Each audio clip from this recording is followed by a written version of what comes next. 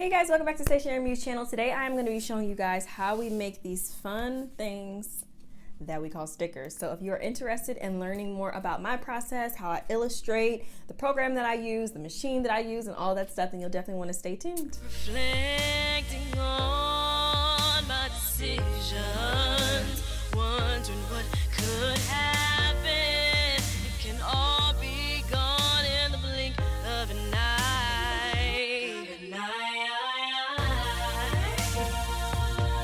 Change is crazy. So one of the things that I really love in my shop is making stickers. It definitely has its pros and cons to making it, but I got a request a while back. I recently came out with a new sticker kit, and this one is called Combo Hearts. So I thought I would bring you guys along with how I illustrated the kit, how I put it together in the Silhouette software, printing it out, cutting it, and all of that stuff. And I was thinking this could be a couple of parts. I know there are tons of videos on YouTube already about this, but my video is not up here. And so like I always tell you guys, you definitely want to put your spin on things, be unique. And so I want to share my process with you, and maybe you might love it, maybe you might hate it, I don't know, but let's get into how the Stationery Muse creates stickers. I've always had a secret love for drawing, and that's something that I just really enjoy. So having the opportunity to do my own illustrations has been so much fun. If you have your own personal drawings or designs, or even if you just want to do something with text,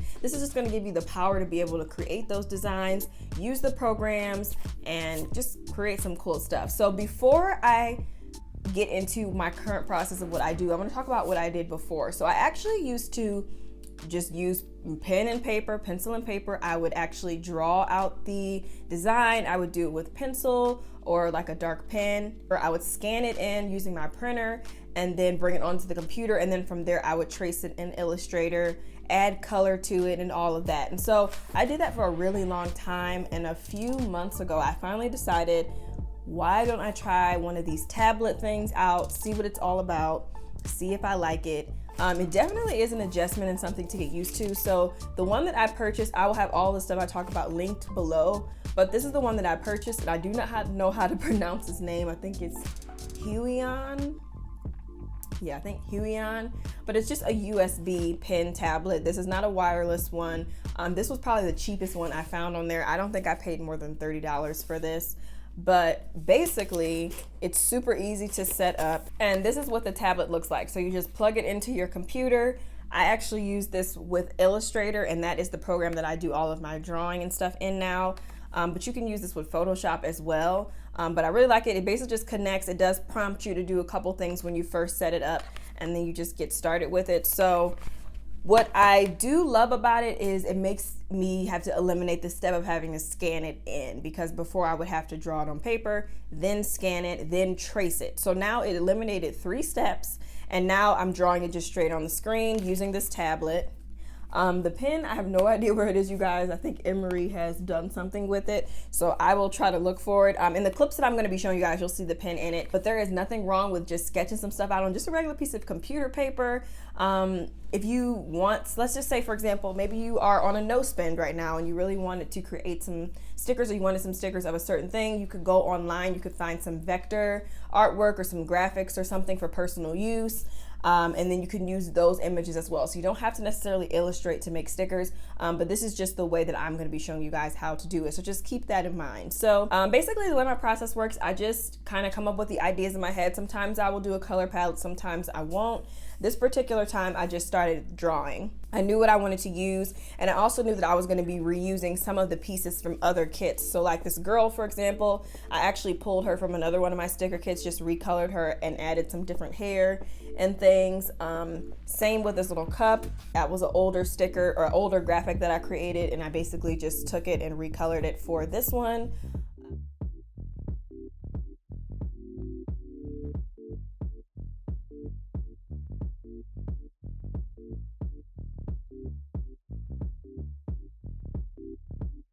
My sketches usually do not look glamorous when I use this little pad, because it's actually really hard to try and draw here but then be looking at the screen. So a lot of times what I do is I'll utilize the tools that are available to me in Illustrator. So as I mentioned to you guys, Illustrator is just kind of my go-to program. I love it. It's really easy to straighten some things up, but for the most part I also do like for my stuff to look very natural, like how I drew it. But for example, this cup, just to show you guys how this kind of stuff is nice. It's a time saver. Where you might erase something with pencil on the tablet, you can kind of adjust it and fix it with this smooth tool. So basically between the pencil and the smooth tool, those are the two things I use when I am using my tablet. I love how I can just adjust this cup and it just already looks 10 times better. Once I get through the whole illustration process, the next thing that I typically like to do is go in and start to color everything in, because, you know, first I just start by sketching everything out, so it's just black and white. I get all that stuff. I can clean up the lines within the program, which is another thing that I really love about it, because, you know, with pen and paper, you would have to erase it, start over, and sometimes you might make a mistake, but you like everything else. You can smooth the lines out, which I really love in Illustrator that you can do. So you smooth it out, and then I just start adding color to it, and it's really simple, as you guys can see. Very, very easy process, and I just love it.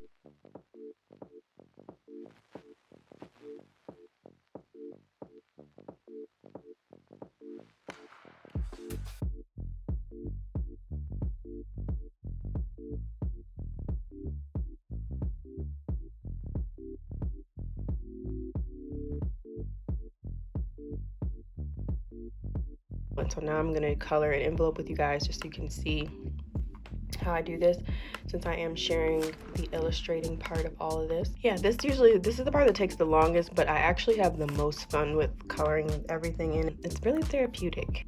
Definitely takes a little bit of some skill and trial and error to learn how to do this kind of stuff, but once you get it, you got it. So eventually I get finished. Sometimes this process can take me a couple of days, which it did in this case, and it's just one of those things where if you're feeling creative, at least for me, I have to be feeling creative and into it, and really feeling it in order to make something happen, and that's just the honest truth.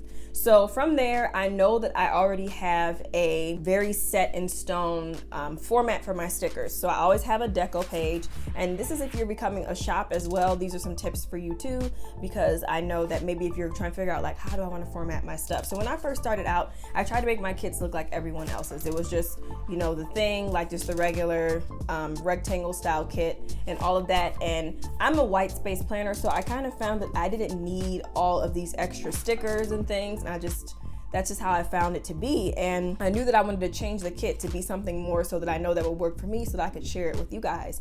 So the way that my kits work, I turn them into a square. I just absolutely love square. This is just such a cute look. So this is what I chose to go with, but you could literally make your sticker sheets whatever shape you want. It doesn't have to just be the standard rectangle. You can do so many different things with it. So, you know, think outside of the box. How can you make your stuff stand out? How can you make it different? So I have the deco sheet always. This is always just a fun sheet. I can just throw stuff all over the place and figure out how I want to place it. Then I have my sheet with full boxes, my icons that I have to recolor, and then I always change out the kind of banner that I want with this one. So this is one of the banners that I went with, and I always switch up my full boxes as well. You guys, I'm obsessed with this kit, by the way. Okay, I added in, this is a new one that I brought back from my old style kits, but I added headers back because I was kind of missing them, and I also added some heart headers as well, and then a little washi strip. And I'm showing you guys this just so you can kind of see my format, but all of this stuff is already saved within the program, so I can just pull up an old sticker kit, just any sticker kit. For example, I think the one that I use for this is one of my sticker kits. It's called Calm. So I pulled Calm up, and then I basically just saved it as Convo Hearts, which is this new kit. And then I just started going in and doing the new colors that I wanted to do. And the colors were really easy to pull because I can just use the color picker in the Silhouette software, and the colors are just coming straight from the ones that I used when I designed everything in Illustrator. So that is where I got all of my color schemes and everything. There's a ton of beautiful color in here. So whenever I create a new kit, I don't have to worry about recreating it all over again. I'm basically, essentially I'm working with a template. In a lot of ways, I just basically change the colors and add the new graphic. It's a really simple process once you initially get that first template down, and then you can just kind of copy and do everything else from there. So I save all the images in a PNG format so they are transparent. I wanted to show you guys how I'm actually saving these files as part of this tutorial. So I've already saved quite a bit. As you can see, they're kind of grouped together, and I've just been putting them on there to save them onto this little 8.5 by 11 document. So all I'm doing is just putting this stuff together. It's a little hard to do this with one hand, so I probably could resize this stuff down. Let me see if I can. Oh, okay, there we go.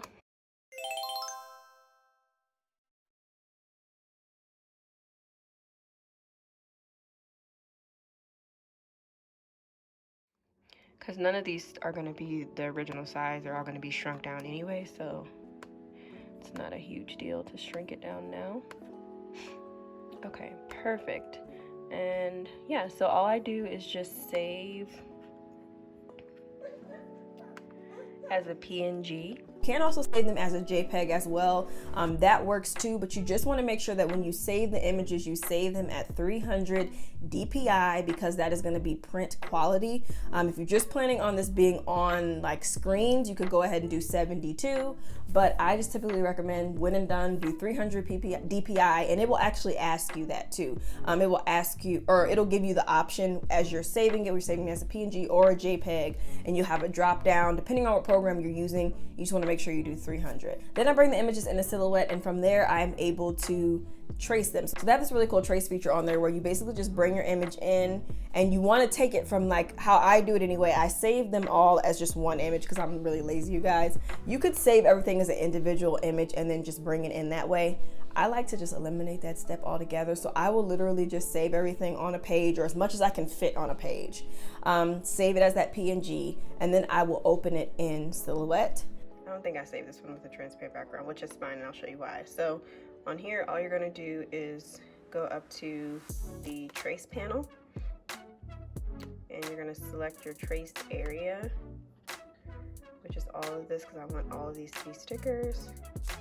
And then I turn the threshold all the way up, and that usually gets everything. So all of the stuff in yellow, you want it to all be yellow because it's gonna pull out the individual pictures, so it's gonna make them all separate photos, as you'll see in a minute. So I'm gonna just hit trace and detach, let it do its thing. Okay, so now I can pull these individually apart. Isn't that so cool? And you can actually delete the background. This is how I do it. It makes it really easy. Okay, yeah, you can just click delete the background and then select all of the stuff at the same time, and you can bring it over to wherever your sticker file is. If for some reason you notice that something split up, for example, these little arrows here, they split up, you can just group them back together, and then that way it'll make it really easy for you when you need to move files so it doesn't attach. And I'm just going to group them up here with this little button, and then that just makes them all one picture. So once you kind of get everything placed how you want it to be, whether you're doing a full kit, just a regular sticker sheet page, whatever, then you are ready to create your cut lines. So if you are doing this for the first time, you won't have cut lines created. It's been taking me a few days, but I wanted to just show you guys the last page of it to give you some tips and things for when you are using this program. So this was actually an old kit that I pulled my template from. I'm actually going to be updating my logo on here too. But basically I like to group my stuff together when I'm all done with it, so then I can move it around without the individual pieces. So this one is the same way. I'm just going to ungroup it up here, and then that gets everything out of there. And then I'm going to literally remove everything except for the square, because the square is what I put my stuff in. So I already showed you how I select the images and make them individual, and then I just size them down to fit nicely onto the square sheet that I have.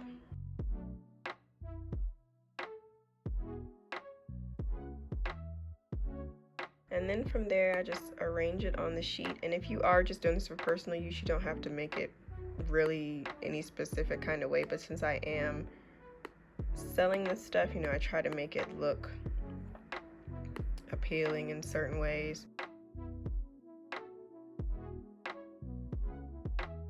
Another thing too, if you draw something and then you want to change the color of it, so for example, like I hand drew these hearts, and as you can see, this heart, I can't change the color of it right now up here, you'll be able to see that this color, I'll be able to change it. So it's really easy. You use that same trace feature over here, the trace panel, and then you would just select. And my computer is slow, so okay, and we'll just still up that threshold, trace the outer edge this time, and this is for like a solid shape that you maybe drew and you want to change colors. You could do it on some other types of items as well. It might not be as seamless, but you could definitely give it a try. And then now I have this, and I can fill this in any color that I want. So I just wanted to show you guys that I made these little conversation heart things with some text. Text on here is really simple. You basically just hit the little text icon, this A, it pops up, you can type it, select your font, size, style it, and all of that stuff. I'm also just changing the colors of these hearts because I wanted to have a two-tone effect on the back of the heart, so I'm just taking a moment to change the color. And so when it's behind there, and this is another really fun thing I like, you can send to the back or bring to the front when you're doing something. So I want to send this heart behind everything, so I'm just going to send it to the back. And now it's behind there. And that's basically it. I could just group it. Okay, so this is the final deco page. I love it so much. One thing to keep in mind when you are placing things is you want to make sure that they're not too close together, because when you go to add the cut lines, you don't want anything to be touching, or then you'll run into an issue of where things, the cut lines will intersect. So I'm gonna just show you an example of a cut line. I'm gonna do this, just this girl over here, and then I'll do the whole thing sped up. But to do the cut lines, you're just going to click this little offset button over here. It's the offset panel, and it's the little star, and then you're just going to hit offset. And then as you see now, she has some red line around her, and when you do this, you'll have to set up what color you want your cut lines to be. My cut lines are always red, and my sticker border line is always blue, and I'll show you that in the actual settings window. But yeah, so I'm just gonna make it a little bit smaller. It's on default, it's 0.125, and I always take it to a 0.03 usually to see how that does, and let's see what it does. And then you just hit this little button to bring it tight to the image. Okay, and I think that that is perfect. You can even go tighter if you want. If you still have it selected, you could adjust it, and let's see what 0.02 looks like. Okay, so that wasn't a huge change, so I can leave it at 0.02. And then I could just go ahead and do the rest of it. If everything is pretty far away from each other, you should be able to do the whole page that you're working on. You don't have to worry about the cut lines intersecting. So usually by default, when I do offset, it will change it to a red line, but for some reason it was making it a white line, so I couldn't see it. So just make sure, if for some reason you're doing your offset and then you don't see the red up here, just make sure that the lines are red, or whatever color you choose to use for your cutting. You can use literally any of the colors, but I'm gonna hit offset. Okay, now it's at the default of red, and then I'm gonna do 0.02 around all of them. That should work. Sometimes you may have to go back and change some things, like for example this smile with a little heart. Yeah, I'm gonna have to go back and do that. I think I forgot to select the little heart right there because it's an individual piece. But everything else looks really good otherwise. So if you ever need to just fix something, just delete the offset, and then you can redo it. So I'm gonna do this. And I missed this heart up here.